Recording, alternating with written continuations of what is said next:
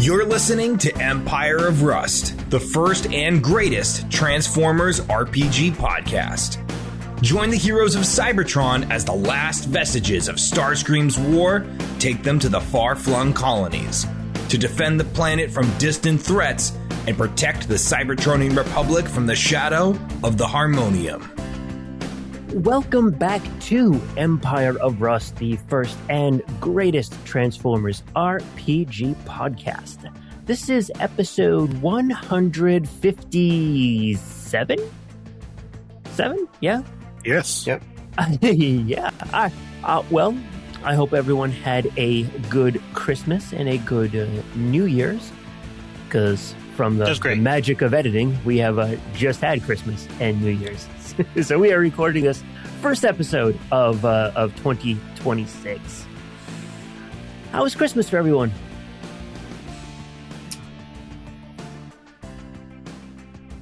That's about the answer I expected. Mine was complicated. Oh no! It was my partner had some difficult realizations regarding family drama, which is hard to deal with, but it's the kind of stuff that I was like, oh right, this happened to me like a decade ago, so I get it, but it was just like it's a shitty thing to realize. I'm not going to go into details, and this is probably the last year that I'll be able to pick up my niece and have her put the star on top of the Christmas tree without seriously working out, just because she's just getting that big. Yeah, and I saw K-pop Demon Hunters for the first time, and it was quite good. Better than it should have been. Really? Okay. Yeah. My partner's kids have been going on and on about seeing that. Actually, I think they went the week before Christmas to see it, either with their dad or on their own. Is it a movie or is it a TV show? It's an animated movie. Is it in the theaters? Yeah.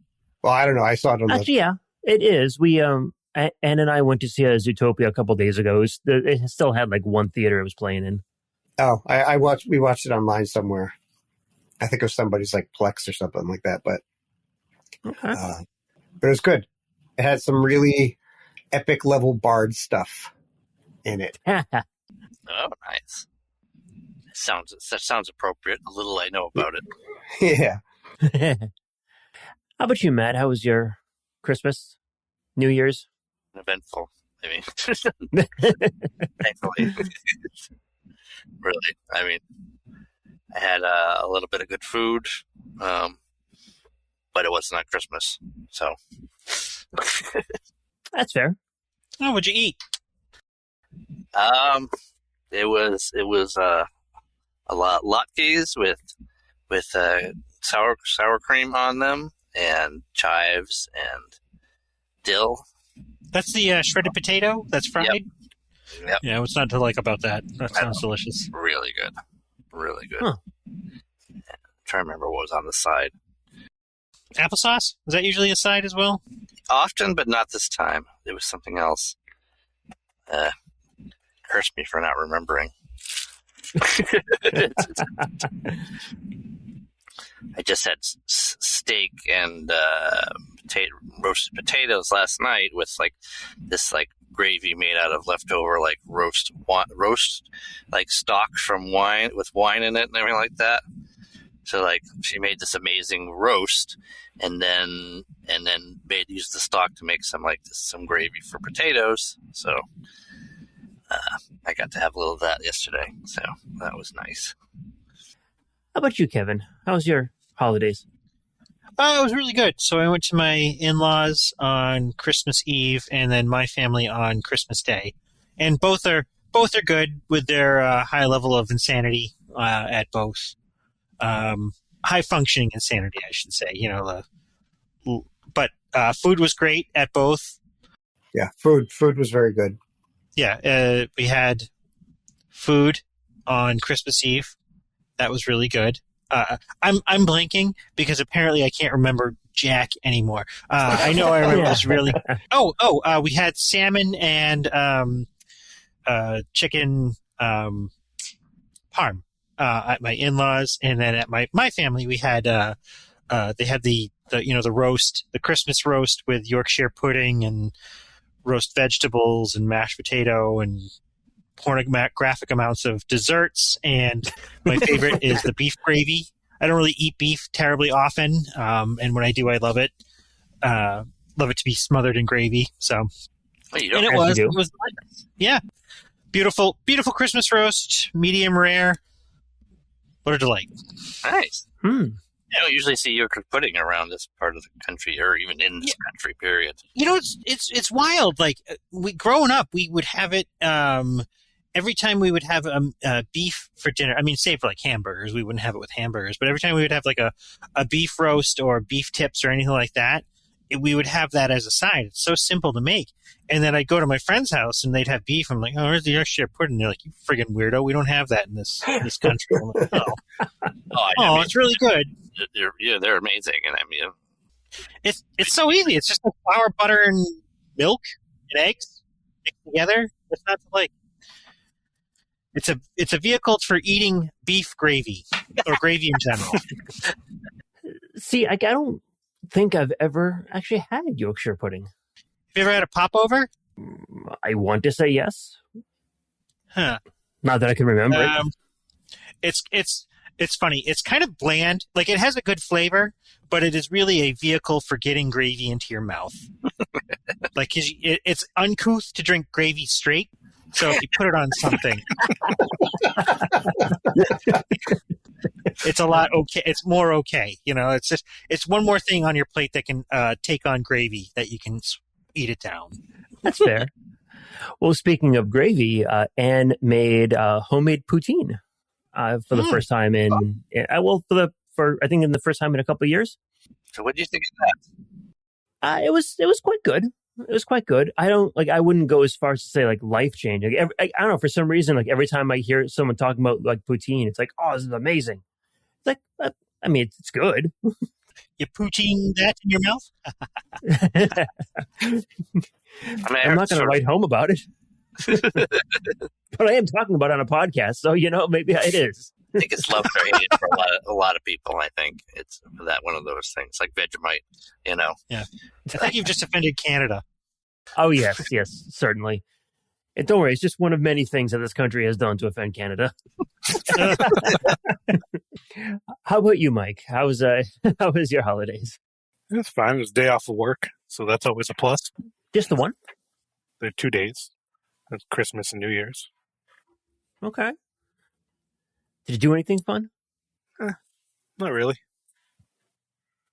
I don't got anything, Mike. Holiday talk brought to you by Mike.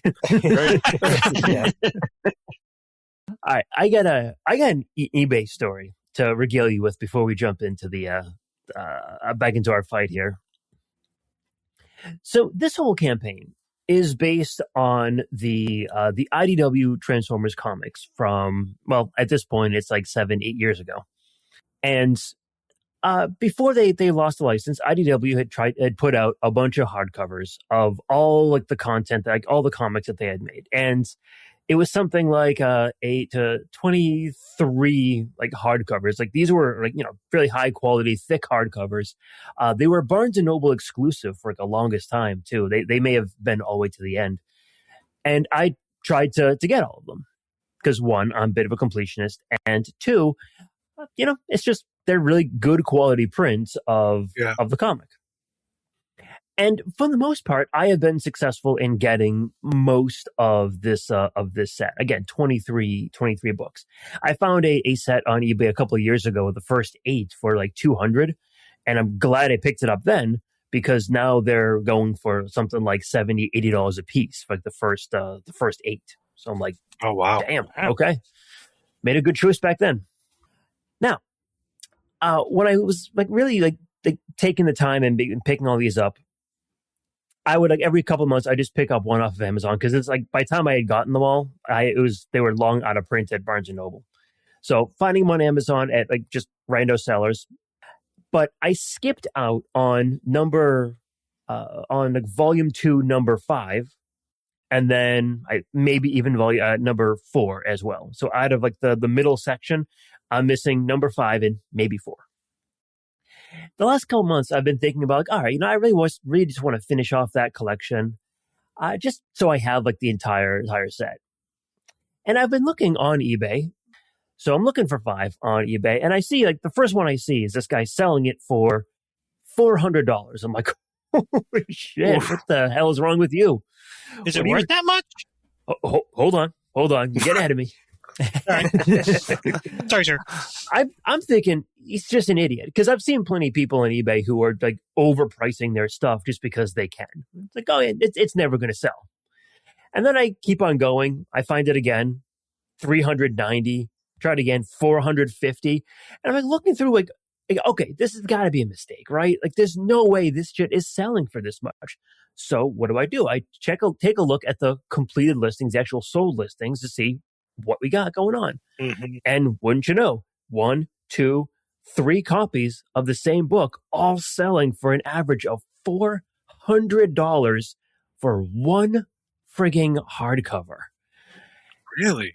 Like, it's like I'm just at a loss to explain it. Like, I honestly can't imagine it is that small of a print run that it would justify this kind of price. I think it's more of people like you just missing that one and just willing to pay whatever to get it. And somebody sees it sells for that much, so they're going to put theirs up for that much. And another person's looking to complete it and buys it, and then everybody's selling it for that same price. That's the only thing that I can think of. It's everything is made up. Nothing is real. Like, it's all how much do we agree that something is on? Does it cost? And then we all just go, yeah, that sounds fair, I guess. But the one day, all of a sudden, we all just go, it's a bunch of fucking paper. Who gives a shit? Like, and then you just go. Oh man, isn't that really cool? Yeah, I mean, it's disappointing too, because I think I really need, because I don't want to spend $400 on this thing. But yeah, like, I'm not going to, like I have to kind of face facts. Like, I'm probably never going to get this. Like, I'm not going to spend $400 on a book of comics that, one, I've read, and that I'm really buying because I want to get I want to have a complete set for it. Yeah, I also collect certain comics. They're a little bit more illicit. I can guarantee you that you've never heard of them, but I'll tell you anyway. For like maybe one person that probably knows about it, I collect Meat Man comics. They're vintage gay pornography comics. Oh man! All right. And I have about 10 of them, but I'm missing, I think, volumes 6 and 14. And I should have collected them about 10 years ago, because you could get them for around 50, and they're at the same problem now. They're at 500. Oh, man. Yeah, and wouldn't you know it, like, I ran into a guy while on vacation, and we just got to talking, and he's like, oh, I collect vintage pornography. I'm an auctioneer for vintage pornography. And I said, what a strange coincidence, because I also have some vintage pornography. I'm a connoisseur of it, you might say. And I told him about my dilemma of not having a complete set of this comic. He knew exactly what I was talking about, and he said, if you can get a complete set, you can probably sell that for $3,000 to $5,000. And I'm debating on buying those comics at like $500 a pop just for that investment. Yeah. Another one, like, you probably know, everyone knows Tom of Finland. Do you know Tom of Finland? It's okay if you don't. It's not off the top of my one head, of the original, one of the original, like, from the 60s and 70s graphic artists for, gay pornography, really, let's be honest. But his stuff was always super cheap, but in like the 80s and 90s, it got like a super revival and became like even like his napkin scrawlings were going for $8,000. His full portraits are going for $200,000 now, Wow. And I bought a collection of his work, and usually those go for like $50, but this one was around $110. I'm looking right at it. It's off to my side. It was like $110. It's an anthology of all his work. And I told the this is why I started talking to the guy, because he saw me carrying the bag with this book in it. And he's like, oh, that book's going to be worth a lot of money in like a couple of years. And I'm like, well, first off, I'm not really buying them to sell them. I'm buying them because I'm a pervert. Yeah, so it's cool to know that like I have started collecting something that might be super valuable in the future, in the long run. You know, like I'm not looking to sell it, but it's cool to know that it can be sold for a lot of money. So, Mike, I was just looking up that book. There's one on Amazon for $1,899.99. Yeah. Good God. Yeah. It's ridiculous. It's ridiculous. I mean, kind of to your point there, Kevin, like I've debated, because I've taken a look at what you can get for the entire set on eBay, and it goes like from $2,000 to $3,000. And it's like, is it worth it for me to just, take it and get spend $400 on it now, and then maybe even like 5 or 10 years or something, just dropping the set on eBay or something and getting like a couple grand for it? Is that worth it? Maybe. Yeah, that's the thing. I don't know. I mean, I've been into random toy collecting off and on. I mean, and you probably know more about this than me, although you've, I think, been more focused on Transformers. And I've been sort of all over the board. They're universally considered not good investments, Yeah, right. There are rare ones that will appreciate, large amounts, or that happen to be huge amounts. But it's very rare, and it's, and it's the time, and it's very unpredictable. So it's like, this is, I think if you're thinking about investment, if you're thinking about it as an investment, it probably is not the way to go. That's just my opinion. And, given that there are other things you can invest in that appreciate better, like energy stocks. Sorry. Precious metals. I mean, I know someone who, and probably due to our inflation, but they were buying silver, and it's doubled in value in the last year. That's me with my silver ingot. Oh, okay. My one silver ingot. So, and I don't know. I mean, I have no knowledge in this, but I think that it's like the collectible thing or something. It's like, is it value? Is it? I think you really got to ask: is this valuable to me? Right. And not what's going to happen to it in 10 years.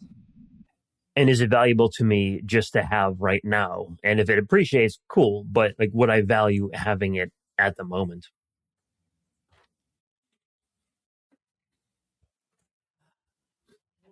All right. Well, this has been Investment Talk with Empire of Rust. And on that rousing conversation, let's go ahead and get started in the first episode of 2026. Let's get back to our combat. Yay! Woot.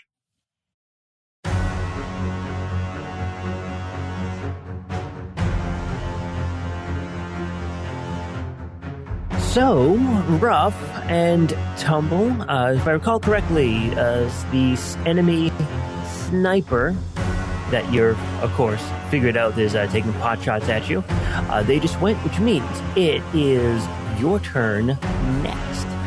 Is there a way that I can determine where or what general region the shot came from? I will give, without any rolls or anything, I will give you it's coming from the northwest. Okay. Out over the vat of acid or on like a platform? Don't forget those vats of acid are actually not part of the map. They're just all right. I mean, it was a lake pool acid. of acid. Yeah, exactly. Was it somewhere over the lake of acid, or is there a landing that it possibly came from? You think it is on the opposite side of the lake of acid. Those platforms on the other side of the lake of acid, are they actually there? Yes. We'll say that's the platforms, the grate that's pouring like some of the acid into the pool is there. The only thing that isn't is the big like vats. turbine style that. Well, this person is still here behind the big guy, the big bot, right? That is correct. All right. He's been healing the big guy this entire time. The big guy is still prone, right? They didn't get up? Great question. I believe he is up. Stood up on his unless I am mistaken. I think he did get up. Yep, that's totally fine. All right, I'm going to give rough. Yeah, because he would go after you and Carapace, so likely you would have. If Carapace knocked him down, he would have got back up again. Okay. We are going to give Carapace Uncanny Dodge and remove his evasion ability, so he can retain his dexterity bonus to AC regardless of being caught flat-footed or struck by a hidden attack. Cool. Yeah, and we're going to change our energy crystal to ice. So now we do sonic, piercing, and ice. We got cold sound coming at you. Yep, and then we'll just maintain in gun mode on Carapace's one of their hands. That brings it to you, Carapace. Okay, well, since we're trying to kill this guy for real, I might as well. So I'm still wielding Kevin. We have a full retinue of shots. Is that correct? For me, yep. Straight on. If he's standing now, we no longer have sneak attack on him. Correct. Well, it's not not the standing part. It's he's active. Yeah, he's active. He's active. There. Yeah. So I'm gonna drop this fool then. So, how much are you adding any of your base attack bonus or any of that kind of nonsense? Oh yeah, you get it. You get a +9. I give you my +9. Yep. Through the linked hand grip. Then I'm going to fully activate my blaster mode. So it's going to be, I get a +4 to everything. So that means where's my numbers here? Complaining about doing the same shit. Okay, so that is 18 plus 4 is 22, minus 3 is 21. Okay, so these are at +21. Okay, does a 32 hit? 32 will hit. Okay. Does a 25 hit? 25 is, are we hitting EAC or KAC? Always. EAC does not exist. KAC only. Then it's a miss then. Okay. Then the first one hit is 3 higher. That is a 17 on the die. So, and then a natural 1. So I've got a hit, a miss, a hit, a crit, and a miss. A hit, a miss, a crit? No. Hit, miss, hit, crit, natural 1. So you just hit twice. The one was for a crit. Correct. So how much damage do we do? Alright, for the first one, we did, for the non-critical, we did 37 points of sonic damage. We did 12 points of piercing damage. And then we did 18 cold damage. And then for the critical, we did, 127 sonic damage, 14 piercing, and 16 cold. And he is knocked down again. And the subject is deafened. And, sorry, if the wielder does a full attack and successfully hits with 2 attacks, the target is stunned. Okay, you drop Clinch. It was a close shot on that one, but you drop him. Your shot goes kind of boom right through the center of his chest, and he collapses in a pile in front of you. Nice. It's like, what does cold sound like? I warned him. No, you cold him. Hey, shark You guy. warned him? No, I warned him. You ready to talk now? You just killed my friend! And I'm about to kill you if you don't stand down. Do we understand each other? All right. I don't know. I don't think he's all right.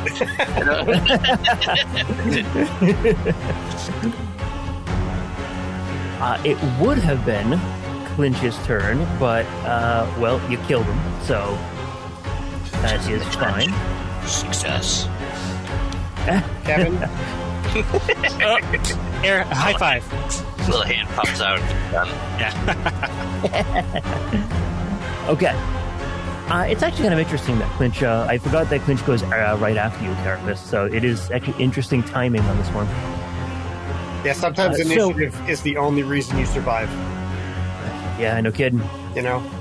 So you're looking at Clinch, the hole in Clinch's body, and as you do, you can see that his outline or his form is becoming somewhat indistinct, and it looks like it's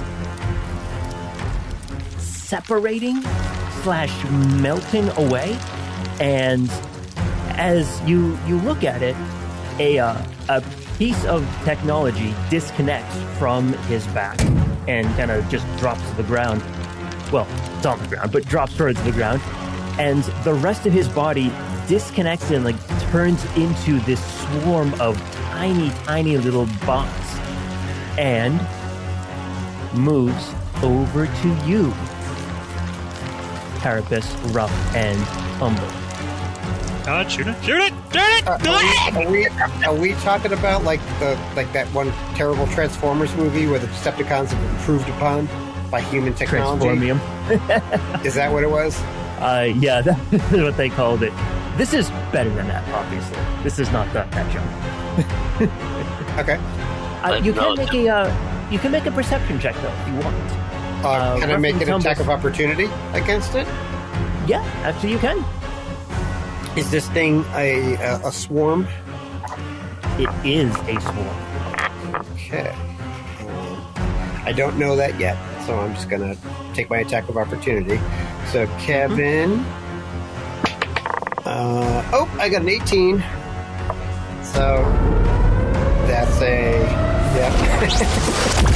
Okay, so that is 117 sonic, 19 piercing, and 19 cold. Well, look at that. And critical knockdown. I don't know if a swarm can be knocked down. And they are deafened. They cannot be knocked down. Sure, yeah. I figured, but... Alright. So Carapace, Ruff, and Tumble, Carapace, you shoot Ruff and Tumble into the middle of this swarm. The blast goes straight through the middle. It does kill a number of the swarm. Sure. But the blast goes straight through, and it doesn't look like it is stopping for it. Okay. If you would like, I will give you a perception or a profession check to see if you can determine anything about what is going on here. Just so, in character, you know what I'm sure you already know as a player. Right. Okay, so profession or perception? Yeah. Ruff and Tumble, you can do this as well. Oh, really? See if you've... Because it's right next to you at this point, so it's surrounding you right now. Perception is a plus 16. That's a 7, so that is a 23. Let's see. Ruff got a 19 and Tumble got a 25 on their perception. Okay. Yeah, I'm not going to give you too much with those rolls, but you can confirm that it is a swarm, and you know that you've probably fought a swarm at some point in your careers. Piranhas. And you know... Ants. Yeah. Oh, yeah. Lots of stuff. Yeah. And you know that single targeted effects like a gun, like a blaster shot, is just not going to do anything to a swarm. All right. So the swarm, the Clinch swarm, moves over to you, Carapace, Rough, and Tumble, and they do, if I recall correctly, they just deal damage to you. It's not an attack roll or anything. Correct. Yes. Okay. And that is going to be, it's actually not a ton of damage, but, it's a little bit. Each of you are going to take 13 damage. Ow! What type of damage is it? That is a great question. I imagine it would be piercing, since it is a swarm. Yeah, we'll go with piercing. If we'll look it up afterwards if it is a difference, but I'm pretty certain it's piercing. Ow, ow, ow, ow. Okay, so that is Clinch. He moved and he attacked in quotes, which brings it to Spindrift. It is now your turn. I see you making some lines on the map over here. What you think? Yeah, I'm going to shoot this guy on the bridge. Why? What do you ever do to you? I'm going to miss because I rolled a 1. Oh! And then I'm going to fly to the edge of the platform over the acid in the direction that the shooter was and see if I can see better from this distance here. Okay. You are still invisible, correct? Even though you attacked? Yep. Okay. And a 23 perception. 23 perception. And what are you trying to do? Trying to find the shooter that's over this way. Okay. So you strain your optics and try and see if there's anything there, and nothing is visible to you. Alrighty. That's it for me. Let's see here. The dude you just tried to shoot, well, he is going to try and get out of the way. He's actually going to move to, because I'm sure he saw where the beam came from you. So he's assuming that you're still over there. He's going to move to the opposite side and try to get the swarm to kind of act as a bit of cover, and Carapace and Rough and Tumble as well. So, and he is going to pop out a weapon. He's going to aim it at Carapace, Rough, and Tumble. Carapace, Rough, and Tumble, I am going to need a fort save from you. All three of you. Fort save. Lame. That is a 23 for me, for Carapace. Ooh, okay. Rough has a 20 and Tumble has a 16. In that case, that is going to be a fail. Ooh, on both? So, yep. So Weldscar pulls out a very familiar weapon, a weapon that you've seen Pythagoras use a bunch of times, a disaggregator gun. And although Carapace, you handle it with like a champ, you can feel like your armor trying to separate it, but you're like, suck that shit in. Yep. Rough and Tumble, you do not. So while you are still being held, the two of you are going to separate. Oh no! Brother, no! Wow, you've been disarmed. Oh, this must be like a violation for them. You know? Like I imagine you're... Yeah. I imagine you're holding like one of them, and the other one just falls to the ground.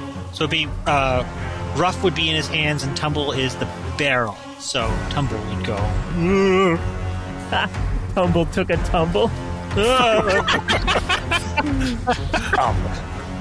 Okay, that is it for Weldscar.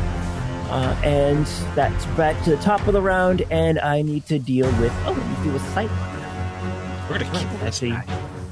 Come back right around to him. Spindrift, you're still invisible. Did my turn get skipped? As I know... Yes, actually, it did. My apologies. You were supposed to go after Spindrift. So, yeah, go ahead. Okay, let's see. We'll say you got a little confused when the swarm kind of came around for you. Do I recognize? Yeah, I would. I agree. Do I recognize this form for what it is? Go ahead and you can make a. What knowledge skills do you have? You can do perception, but I'm assuming you want something more than that. I mean, I think that's probably as good as I'm going to get, frankly. I mean, I'll say that you recognize it as a swarm, certainly. More specifically, what we do with a swarm. For that, you are going to need to do a check. I'll do perception because that's the only thing I know, unless you have a better idea. A life science would. You can make the case for like physical science or something like that. But I don't have access to any of these right now, so. Yeah, that's exactly what I'm trying to think of here. Like, I'm not certain what you would have. That's... Yeah. All right, I got a 35% for perception. Oh, okay. that's solid. I'll give you something for it. So what do you, anything in particular you want to know? Essentially, vulnerabilities. Actually, what am I doing? I can do that for free. I'll just use my free ability for my hat to just give me all vulnerabilities, weaknesses, vulnerabilities, strengths of the swarm. Fair enough. Okay. Well, vulnerabilities, weaknesses. The big thing is they will take extra damage from area of effect things that hit multiple squares, multiple targets, things that explode. Okay. So Gumshoe's going to run up sort of to the northwest ever so slightly. Okay. Magnum's going to pop out his flamethrower. Yeah. And he's going to target both the swarm and Sharky Shark right there in his cone. You can hit me too. Don't worry about it. Yeah. I don't know where the swarm starts and you begin. I can't see it. Yeah, please don't hit me though. No, actually, in this position, I could miss my allies and hit these dudes. So, let me just fire my flamethrower. Okay, I got a 26 to hit. 30-foot range, 30-foot cone. Yep, whoever's doing the measuring was doing it right. So, I don't know. I'll roll it again. That is for the swarm, and then I'll just roll it again for the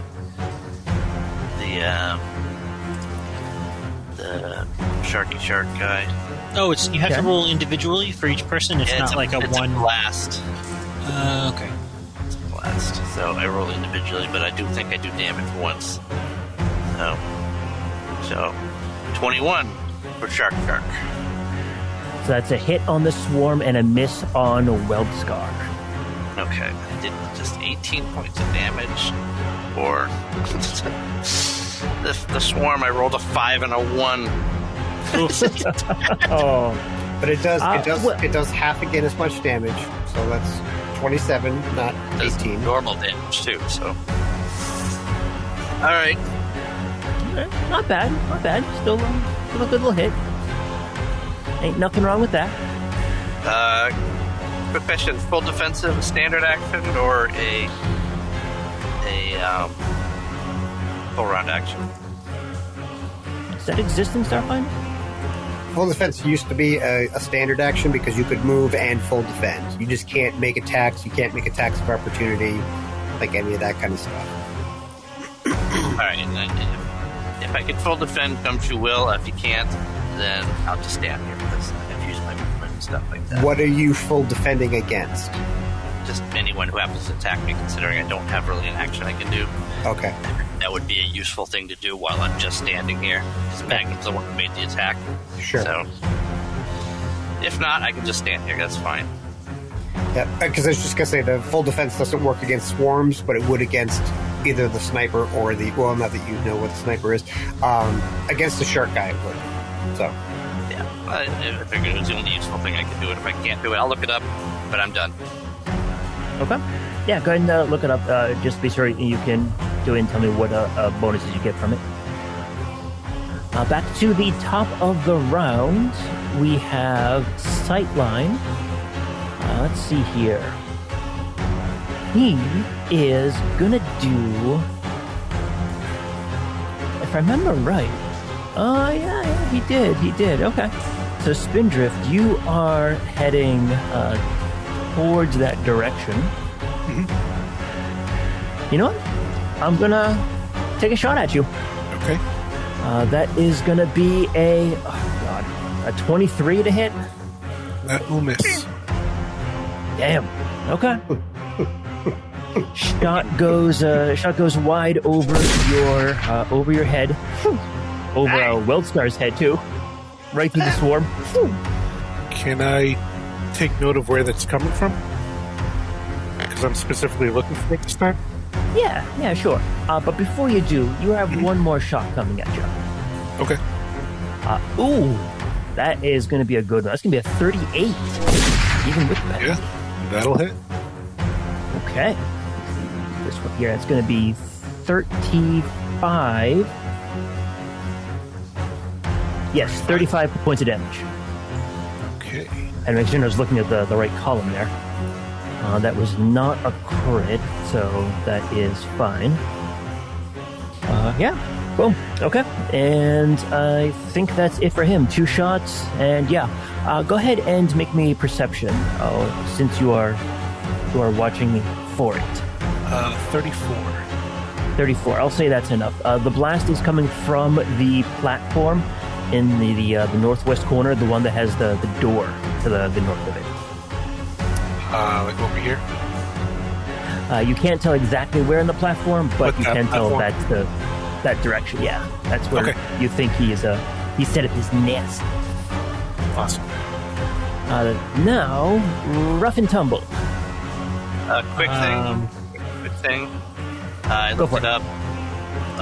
It's called Total Defense. You get a +4 bonus to your armor class to your next turn. All right then. Sounds good. So I'm looking forward to my armor class. Second thing, as I will radio the information about the swarm to my pals, so they know the vulnerabilities, etc. Gotcha. Okay. I totally need to get something like because like this, I've fought swarms before and they suck and it's a pain in the ass. But I want to get something. Do you remember Street Fighter 2? Yeah. Sure. I want something like Blanca's ability, where like, oh, I'm in a swarm right now. Well, fuck you. Like it would do a small. There's some equipment like that, I think. Yeah, but I want to get one of those because that just feels right, Agreed. Can Rough and Tumble get to Magnum? Get to me. Just to get out of the swarm, because this is hurting, and I'm deadlier being wielded. Actually, can you be wielded now? I don't think you can. Oh, that's a good question. How long am I disassociated? Okay, so when this weapon is used on a transformer, it negates the Class AC bonus until you take a full action to reassemble your armor. If used on a load bearer, that is not relevant for you. The load bearer must take a full action. It's just whatever action he takes it to reassemble. Yeah. So it is going to take you a full action to reassemble. Carapace, you're going to need to drop him or hold the other part up for him to do it. But it's going to take the entirety of your turn to reassemble yourself, and then on your next turn you can resume doing what you would normally do. So like a full action, I don't even get a move action.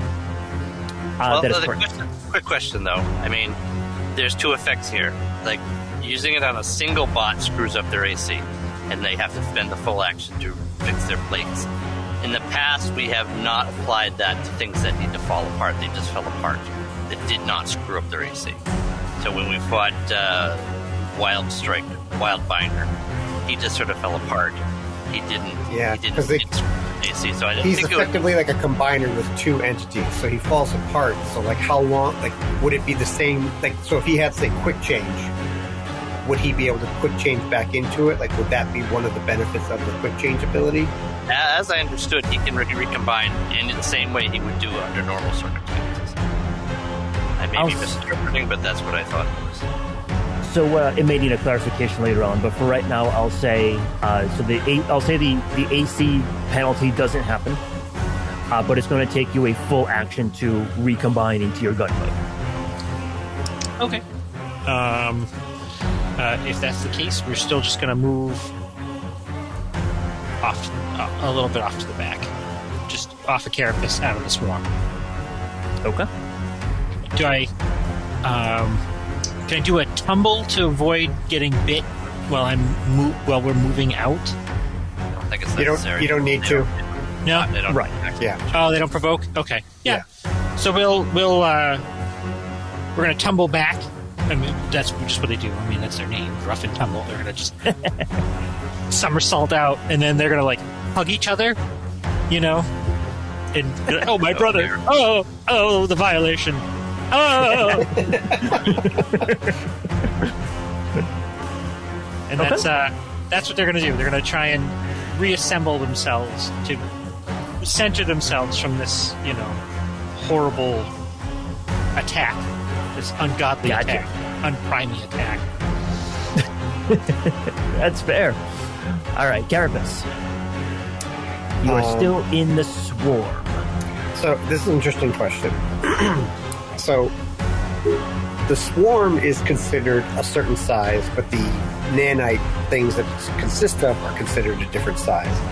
I've never been able to use this ability, but I took the feat Crushing Tumble, and the thing has to be 4 size categories larger than me, which the nanites definitely are, but the composite entity probably is not. So like if I were to do because it's an area of effect that it does. So if I do like a Crushing Tumble as I move, will it actually do a little bit of damage? Like I think that'd be kind of cool. Yeah, I'm okay with that. That's neat. Sweet. Okay. Then it gets to make a reflex save, DC 28, to not take damage.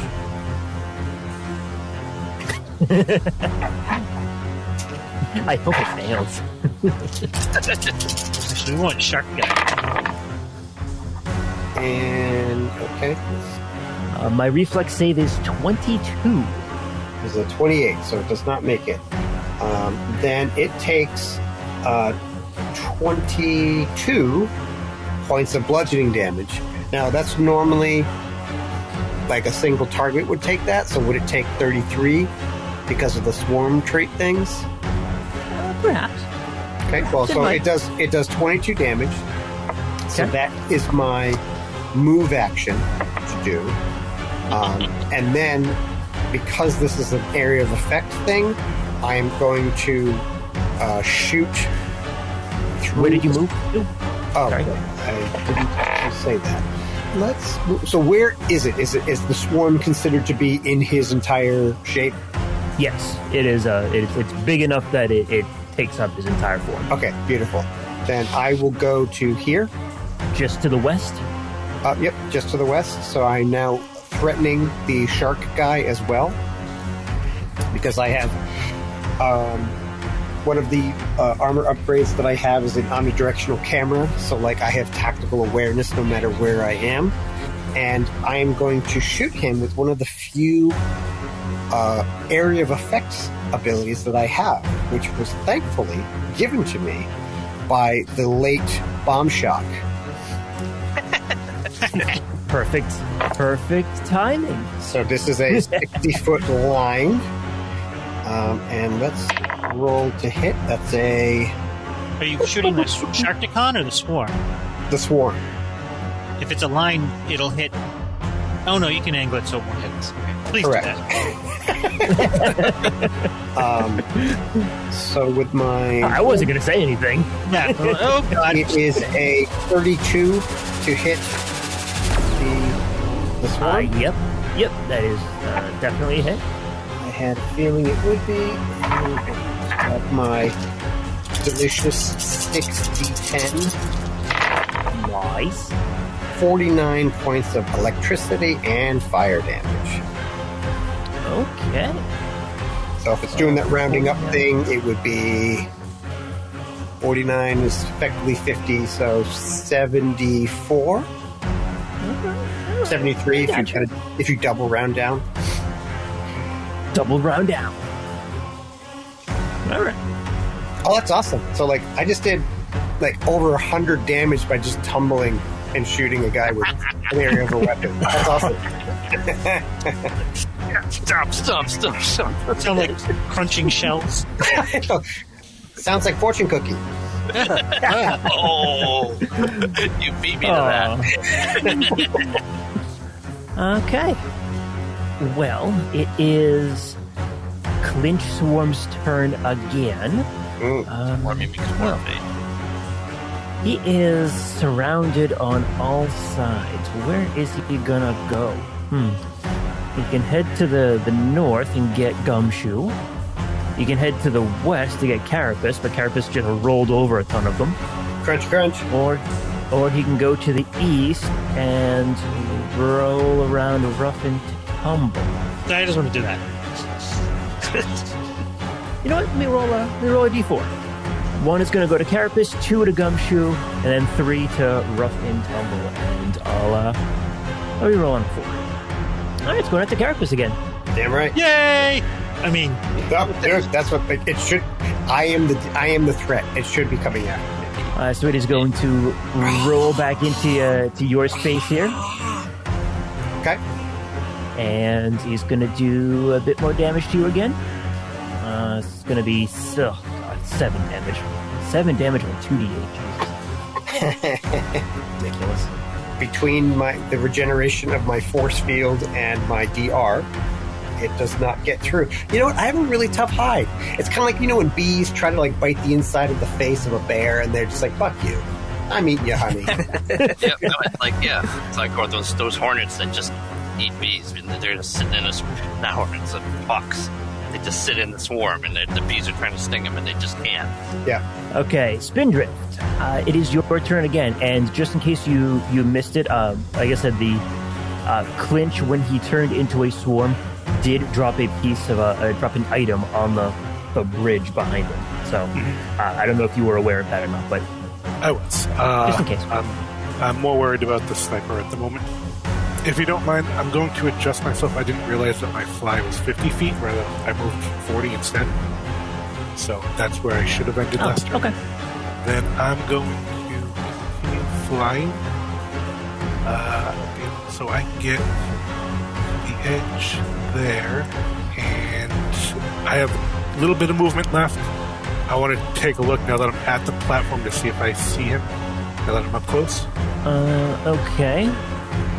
Well, I am. So no, you do not see him at the moment. And I am going to take an attack of opportunity on you as you landed within threat range. Okay.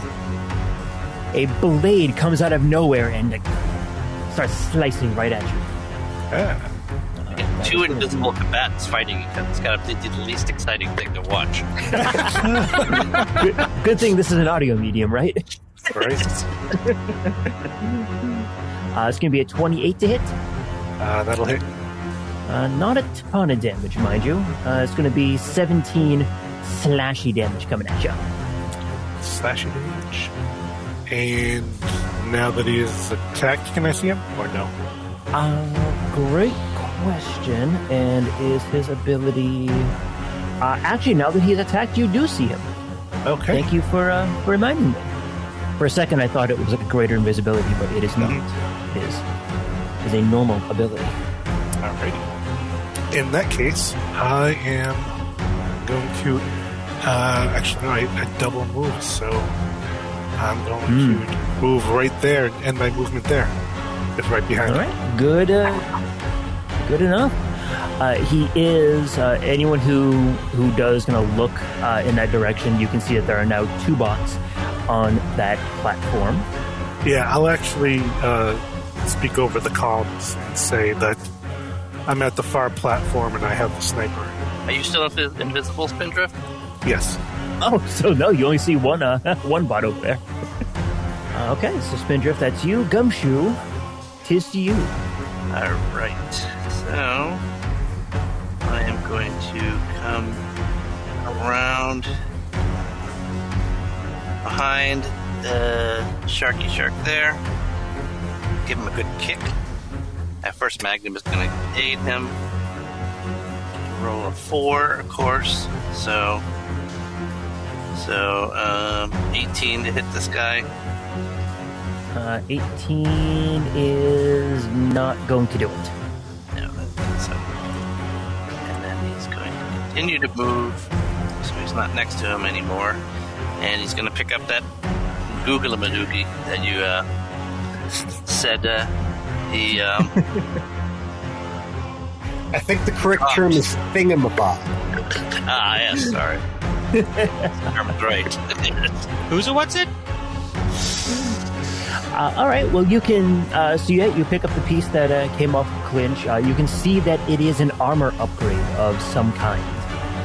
You're going to have to actually take an action to do something a bit more to identify it. But armor upgrade. I sense palpable excitement coming from the east. So we really should give that to Pythagoras. Yeah, right. I bet this pool of acid really wants to taste whatever this is. So I'm done. Done. That means it is now Weldscar's turn. Large arms. All right. What is All right. He's got an option here. That is. No, it doesn't. He just jumped in the acid. He could jump in the acid. Yep. That is not. Yeah. That is. So it's one of many options. I guess that's understandable. Like a cool, refreshing dip. Why'd you guys build your house in the acid anyway? It's like, build the first temple, sinks into the acid. Build the second temple, sinks into the acid. Build the third temple, and that one stayed up. But why did you stay here? It still sucks. It's lakeside property. I mean, come on. So he's actually going to do something a little cool here. He's going to move over to the corner and attempt to jump over to get behind you, Gumshoe.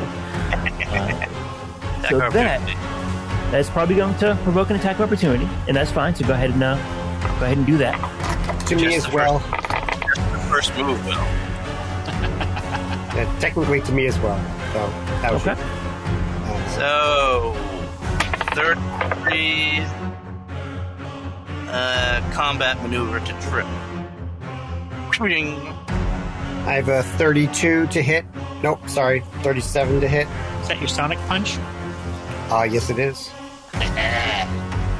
Okay, so you said 37 to hit. That is a hit. And Matt, you said a 33 on a combat maneuver? Yeah, I mean, I rolled the right one. So the 33 is not going to do it on the combat maneuver.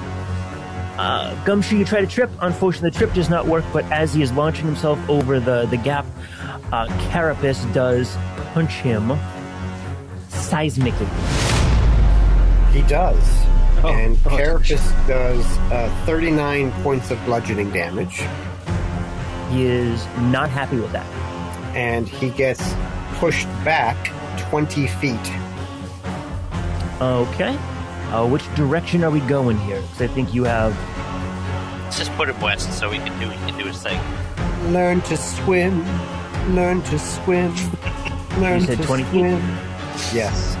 Well, I assume that if he's a shark Decon, he's probably immune to acid. Like, you want him this way or this way? He would have left the square he would have left from is exactly, it's right there. Or was the other corner. So I would have punched him out into the thing. Like, okay. There's no version of it where I wouldn't do that because that's awesome. I agree. Okay. Yeah, you punch him, he goes flying over the railing, flashes into the acid pool. Sploosh. Well, he is not happy with that at all. You do see him just a moment later, though. A single fin hooks up in the acid. Great. Awesome. Dun-dun. Cool. I mean, Have a killer chillin' tonight. I've really been considering taking like an aquatic form just for situations like this. Back to the top of the round. Now that we did it in right order this time, Sightline is He going to continue his movement? Well, that was one move that was interrupted, and then I'm going to say the one move. His second move is to surface. So I would like to, but it doesn't seem. It seems like giving him extra movement, which I don't want to do right now. Sightline. He's right next to you, Spindrift. Yeah, you're a threat, so he's just gonna have to do it. He's gonna have to take 2 shots at you, Spinny. No, does he provoke attacks of opportunity? He would, assuming that you have a melee weapon of some kind there, Spindrift. Yeah, he would provoke. I am a melee weapon. Alright, I'm going to bite. Damn it, stop being likable. It's 29 to bite. 29. Sorry, you said 29 to 29 to bite. Yes, that would do it. Ooh. 40 damage, and I need a fortitude save. Ooh. Oh, a fort save, you say? Yes. All right. What's his fort bonus? That's that. Oh God, 13. Probably a fail. Definitely a fail. The DC is 25. Okay. Right. Okay. That's it. Yeah. So that is the scraplets. Give a bro scraplets. Yep. So it's a con poison. Ooh. So he takes 15 damage automatically from the poison. So that's immediately. Yep. Okay. And he would be weakened. Which is -2 on fort saves, con checks, con-based DCs. All right, so anything Constitution related, he's going to be taking a -2 to it. Yep. Which is going to make it even harder for him to pass the next one. Exactly. Correct. And is that going to take like every round for the next 4 rounds, 5 rounds? 3 rounds, unless he makes 2 consecutive saves. With the penalty, it's unlikely that'll happen. But you never know. So he takes that, but he's still going to shoot you. Okay. You have 2 shots coming at you. One's a 34, the other's a 22. Hit and miss. I'll take the 22.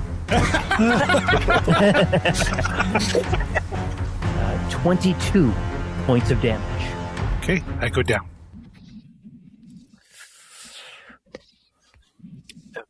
And I think with that, we'll see you next time. Ooh. It's not for Spindrift. I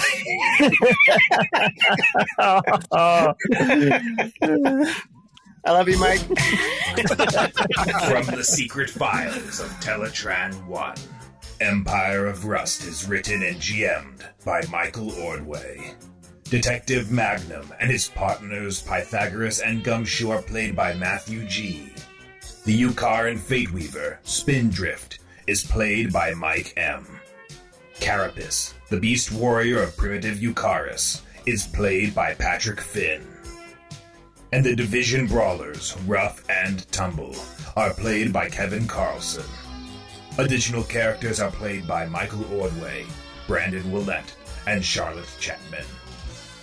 Empire of Rust is supported by the humans and networks of planet Earth, whose online networks provide access to libraries of sound effects and music, such as Storyblocks, Zapsplat, Blue Zone, Pixabay, and Dark Fantasy Studios. We are distributed by the Transmissions Podcast Network. Stay up to date with all the latest news and reviews in the world of the Transformers by going to transmissionspodcast.com or searching for Transmissions wherever you get podcasts. You can communicate with the heroes of Cybertron by joining us on the Transmissions Discord channel. There you can discuss episodes, talk to the cast, and download the rule set used in Empire of Rust. Teletran 1, signing off.